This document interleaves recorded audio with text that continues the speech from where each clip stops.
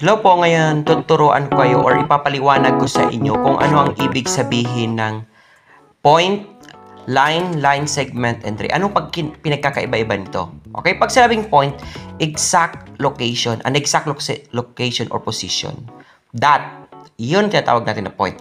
Pag sinabi na line, straight line path that extend in opposite directions.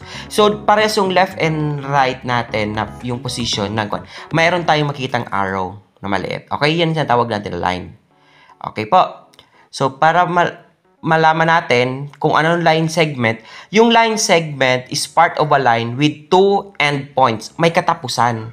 Yung paras na side, yung A and B, may beginning and then may ending point. Pag sinabi natin na ray, pag ang ray is a part of a line with one endpoint.